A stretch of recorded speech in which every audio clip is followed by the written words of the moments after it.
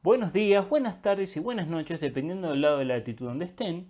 Mi nombre es Luis Alejandro González, soy entrenador de natación y entrenador de triatlón de la ciudad de Córdoba, Argentina. Sean todos bienvenidos a mi proyecto personal AG Entrenamiento, en donde intentamos crear un espacio de intercambio de ideas, debates, entrevistas a otros profesionales sobre diferentes temáticas, expresar ideas y tratar de compartir la experiencia que uno va aprendiendo en el campo con la intención de abrir nuevos caminos para los demás. El foco y el alma de este podcast es devolver un poco de lo mucho que a mí me han dado todos estos años y llamar al debate enriquecedor.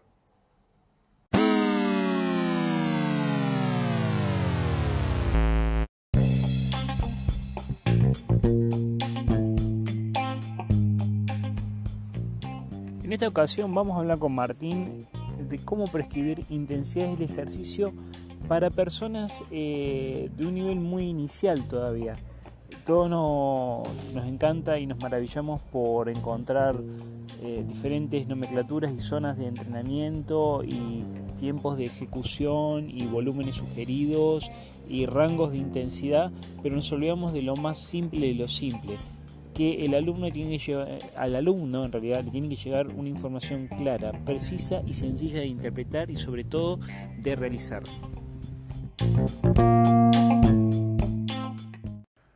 Bueno, estoy acá con mi compañero de aventura Martín Barbeito, el Tincho, y estamos hablando de cómo podemos prescribir la intensidad para un principiante que quiere encarar el proyecto de correr una carrera de 42 kilómetros. ¿Cómo anda Martín? ¿Todo en orden? ¿Qué haces, Ale? ¿Todo bien, che? Sí, para alguien que no corrió nunca, digamos. Claro, qué temita, ¿no? Temita. Cuando vienen con expectativas medias extrañas. Sí, sobre todo con toda la info que hay con respecto a marcas, compañeros, que los ritmos, la información de los dispositivos del GPS, y lo más gracioso es que ni lo saben usar, ¿no? Y es mucho más simple, en realidad. Mucho más simple. Eh, sí, es simple porque en realidad, primero en una persona que nunca corrió un 42, establecer una marca sería bastante complicado de saber en dónde va a estar, si no tenemos ninguna noción de información previa, pero a medida que va entrenando podemos ir sacando algunas estimaciones, pero básicamente, como hablábamos en un podcast anterior, va a ser que aprenda a correr cada vez más tiempo al mismo ritmo. Va a mejorar por el hecho de correr más veces o construir la carrera en el tiempo, en esa base que hablamos anteriormente, puede que mejore un poquito los ritmos, van a mejorar, pero no va a ser algo tan sustancial tampoco. Entonces, eh, prescribir entrenamientos por ritmos en un principiante lo veo completamente no muy acorde, no muy lógico. Creo que lo más importante para una persona que va a hacer un 42 y que es un principiante sería, antes que nada, sobre todo, a mí me gusta, yo lo que uso mucho es la percepción del esfuerzo. Pregunto, nosotros tendríamos que construir un sistema en función de que el alumno puede manejar. Exactamente, un sistema que fuese simple de entender, sencillo, no rebuscado y que le dé información útil y precisa para la práctica deportiva a esa persona. Una vez lo escuché al ingeniero de la mate decir que necesitamos la menor cantidad de datos posibles que nos representen la mejor información. En eso Exactamente, estamos. estoy de acuerdo. E incluso cuando vos ves que los chicos empiezan a manejar los dispositivos electrónicos y se marean en la información, y después están terminando de ver un dispositivo que te dice si sí o no, si está rápido o está lento, pero y pierden lo conceptual, lo básico que es el cómo me estoy sintiendo, ¿no? Y no nos olvidemos que todos estos son mecanismos, acelerómetros, potenciómetros, demás, que te miden, marcan datos que son datos, por decirlo así, de carácter electrónico, por decir una forma numérica, pero que distan de lo que está pasando fisiológicamente en forma real. Entonces, cuando la persona se educa en lo que es la percepción del esfuerzo y entender qué cosas están pasando o no me están pasando y tienen que ver con el autoconocimiento, eso es mejor que cualquier dispositivo de GPS o potenciómetro. En ese sentido, te voy a marcar dos corrientes distintas. No que se contradicen entre sí, pero que se vuelcan más para un lado o para el otro. Por un lado están la corriente que habla justamente de que la percepción de esfuerzo es un mecanismo natural que tiene el organismo y que a medida que más objetos tecnológicos estamos utilizando, la habilidad de autointerpretarse en función a lo que el cuerpo nos está diciendo se va perdiendo. Esa es una opinión fundamentada en un montón de cuestiones que son muy válidas. Y por otro lado, habla de que el uso de la tecnología, el uso de sistemas que me permiten, se van retroalimentando de los datos que yo voy generando a medida que entreno, permiten hacer una corrección más precisa y tener un feedback mucho más ajustado de la persona. Lo que pasa que eso también me encierra con una persona que tiene mucha más experiencia. Por supuesto, aparte el segundo punto que vos estás marcando se sustenta sobre el primero, si no sería inviable. ¿Me explico? Sí. Entonces sí o sí tenés que en algún momento el autoconocimiento, la autogestión tiene que estar entrenada, tiene que estar, es una habilidad de cualquier atleta. Entonces vamos a comenzar al tema que nos compete, que es cómo creamos o qué podemos proponer, qué es lo más fácil para proponer a un atleta que recién se inicia en este proyecto de correr 42 kilómetros. Básicamente, en función de la prescripción del ejercicio, creo que lo primero que tenemos que poder educar con esa persona es el tratar de establecer a qué intensidades va a entrenar, ¿no es cierto? Entonces, manejar ritmos y velocidades sería algo complejo en esta instancia porque seguramente esa persona no se conoce. Van a estar modificándose permanentemente con el hecho de que vaya mejorando. Entonces, las velocidades no van a ser engañosas, igual que las frecuencias cardíacas. Entonces yo creo que la mejor opción que tenemos acá es trabajar la percepción del esfuerzo. La percepción del esfuerzo va a ser siempre la misma, aunque las velocidades y las frecuencias cardíacas vayan cambiando. Entonces educar a esa persona a qué niveles de percepción del esfuerzo se corre o se entrena para un 42 o un determinado entrenamiento específico que queramos desarrollar va a ser la forma más segura de en esa sesión estar acertando la intensidad del entrenamiento que queríamos desarrollar. Pero te voy a hacer dos preguntas. La primera pregunta es que me expliques qué es la percepción del esfuerzo. Primera pregunta, para que la gente lo entienda. Y segundo, si ese fenómeno no se podría dar al revés, que por el hecho de que yo estoy fatigado, la percepción del esfuerzo se modifica. Y lo que yo hoy percibía como medio, mañana fatigado lo percibo como duro. Bien, vamos con el primero entonces. La percepción del esfuerzo está estudiado, es como el organismo, a través de un montón de mecanismos fisiológicos de retroalimentación, va recobrando información de todos nuestros sistemas, nuestros órganos y demás, y va llevando toda esa información al cerebro, y el cerebro integra esa información y nos da ciertas sensaciones. Entonces, cuando nosotros aprendemos a identificar esas sensaciones, podemos estar entendiendo qué está pasando. Y eso lo hacemos una bajada a la parte práctica del entrenamiento.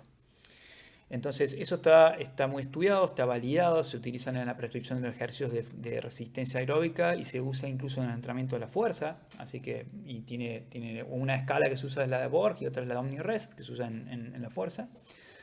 Entonces, eso está validado. Incluso hasta se usa en rehabilitación cardiovascular.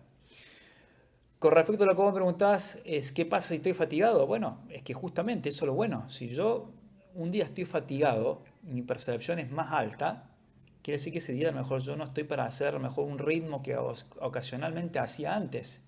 Entonces mi percepción me está indicando que yo ese día tengo que ir más despacio. Vamos a un ejemplo práctico.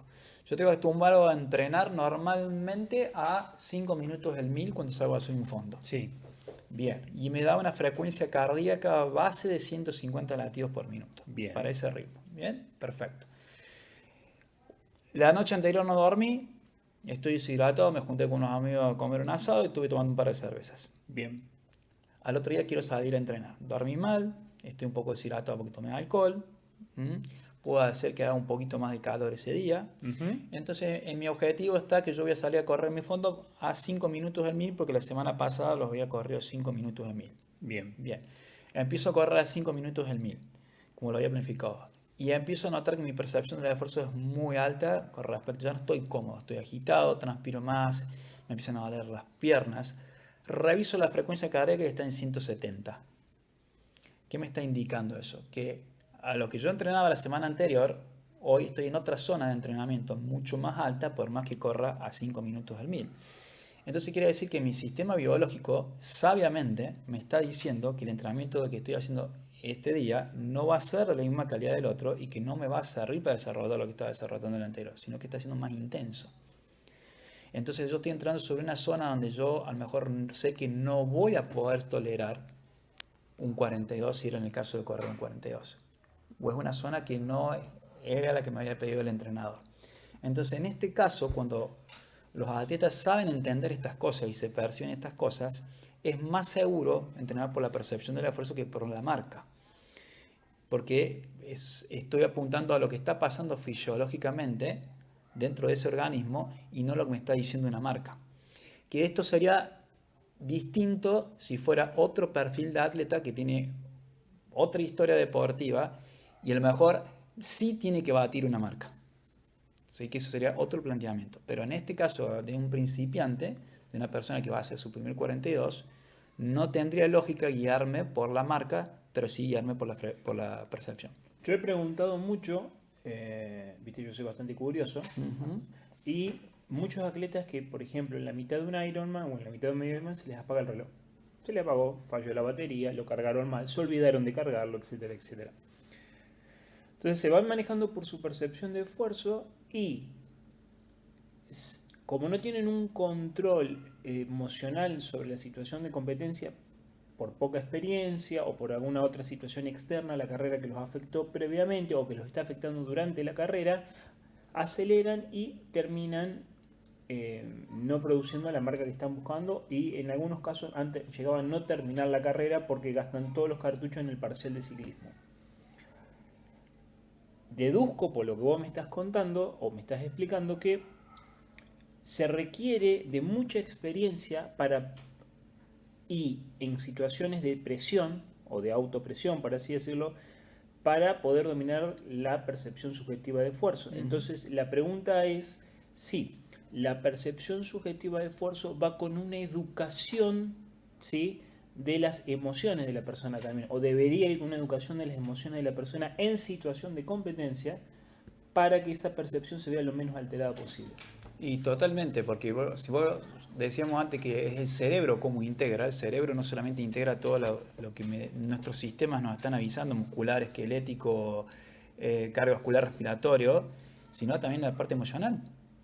No nos olvidemos el anclaje que tiene todo nuestro sistema emocional con el rendimiento deportivo. Incluso puede pasar al revés, que te mejore. ¿Y qué quiere decir con esto? Muchas veces, hablando de dispositivos, vos tenés aquel atleta que entrenó por marca, guiándose por un GPS permanentemente y planificó una carrera kilómetro por kilómetro los ritmos, y a lo mejor ese día podría haber corrido más rápido, porque estaba más motivado. Pero sin embargo siguió el GPS.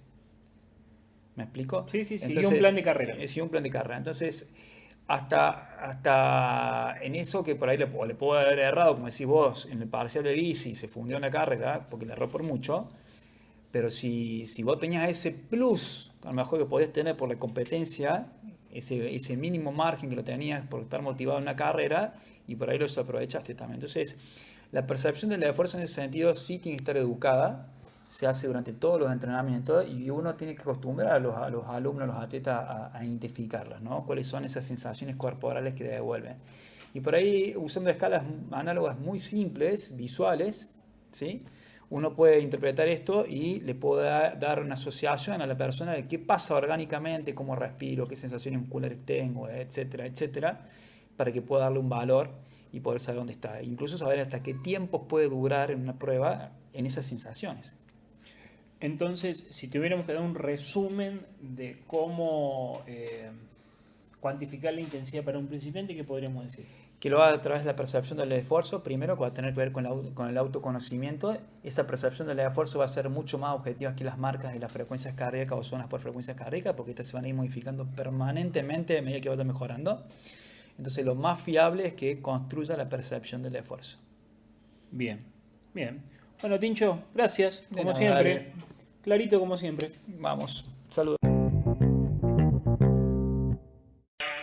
Bueno, espero que este capítulo les haya servido, les haya gustado, que haya podido ayudar a pensar un poco la práctica profesional nuestra de cada día.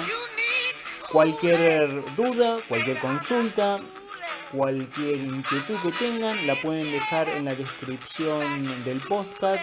Nos pueden encontrar en Spotify, nos pueden encontrar en Google Podcast, nos pueden encontrar en Inbox, nos pueden encontrar en nuestro canal de YouTube donde subimos estos capítulos de podcast junto con mucho otro material educativo. Y bien, la mesa de debate está abierta, como digo siempre. Espero que tengan una buena semana y disfruten mucho, porque ser entrenador es una de las profesiones más hermosas, más lindas y más gratificantes de todo el mundo. Cuídense.